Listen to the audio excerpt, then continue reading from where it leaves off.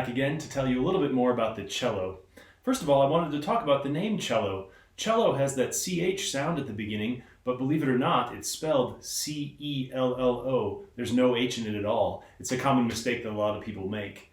So the cello is a member of the string family, just like the violin, which is the smallest member of the string family. The viola looks like a violin, but it's slightly larger and slightly lower in pitch. And then we have the third largest, the cello.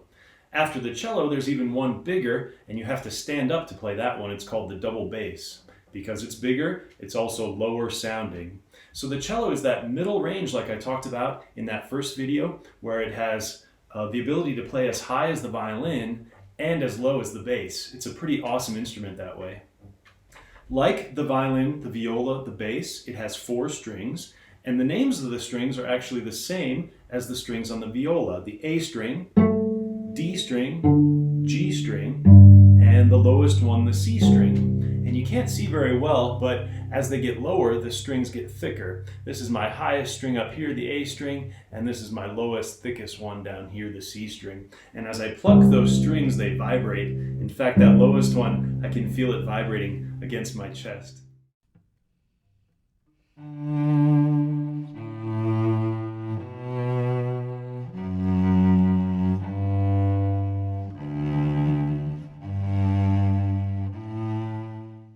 Some of the other parts that the cello has are in common with the violin, the viola, and the bass. We'll start up here with these things that stick out the sides. Those are called pegs, and those pegs are connected to the strings.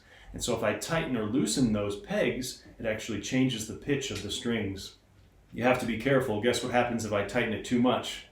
Yeah, it snaps, it breaks. So usually we let the teachers or other adults do that for the first couple years.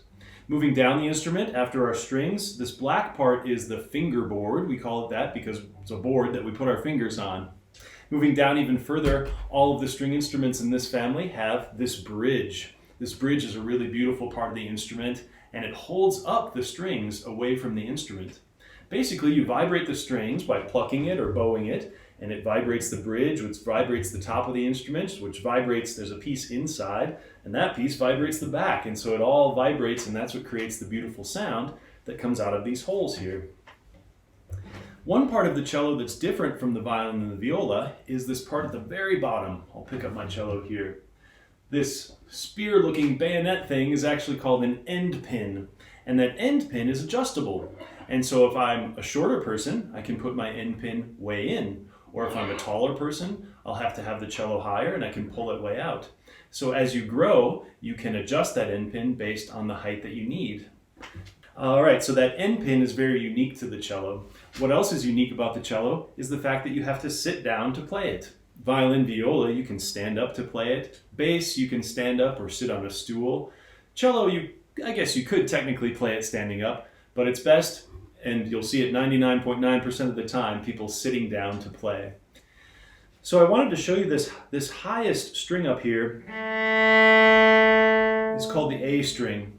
But then as I add my fingers, I can make it go even higher than that. As you add fingers on your left hand, it changes the pitch. Or up here, or up here, or even higher, or even higher. Right? You can hear how high that gets. It's crazy. And then my lowest string, the C string, which is my favorite one, I used it a lot on that Star Wars example I played for you.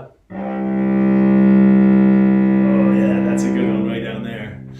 So one of the things I love most about the cello is that range, being able to play really, really high stuff and also really, really low stuff. It's a beautiful instrument. Like I said, it kind of sounds like the human voice, where you can make your voice really high or really low.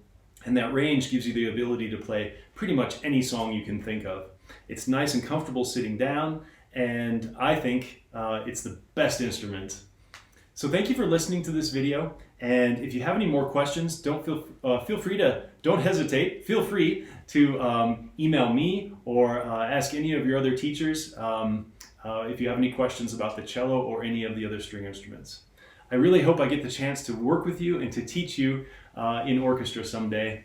But thanks again for watching, and take care.